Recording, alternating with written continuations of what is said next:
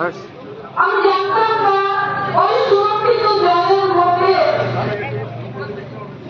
কি অমানবিক অত্যাচার তার উপর এসেছে। সে যখন লাস্ট জানতে পারলো আমি আর বাড়িতে দিতে পারবো না, আমাকে ভালো লাগলে ছেলেরা যেতে দেবে না, আমি মেরে ফেলবে আমাকে, তখন তার যে আকুতিটা সেটা আমি রোজ রাতে অনুভব করি। সেই যন্ত্রণার মশালটা আমি নিয়ে এই পৃথিবী থেকে বিদায় নেব, কিন্তু যাওয়ার আগে আমি একটা হলেও ভালো কাজ করে যেতে চাই। আমার মেয়েকে আমি আর পাবো না, বিচার আমি পাবোই, এই দৃঢ় বিশ্বাস আমার আছে।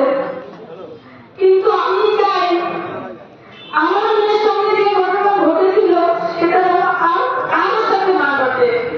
আমরা সেদিন যে যন্ত্রণা শেষ করেছি বাবা মা হিসাবে, সেই যন্ত্রণাটা যেন কোনো বাবা মা না পায়। আমাদের যিনি মন্ত্রী, মুখ্যমন্ত্রী, তিনি স্বাস্থ্যমন্ত্রী, তিনি পুলিশ মন্ত্রী, তার দপ্তরে এমন একটা সঠিক লোক দেখাতে পারবেন না যে সে চোর দুর্নীতিবাজ নয়। সে চোর দুর্নীতিবাজ, জেল থেকে আসামিদের বাইরে বার করে ইলেকশনে দাঁড়িয়ে দিচ্ছে এবং বলছে বালু আমার দলের সব থেকে ভালো কাজ করেছে, এত দুর্নীতিতে জবাব করেছিল, জেল কেটেছিল। তো আমরা সাধারণ মানুষ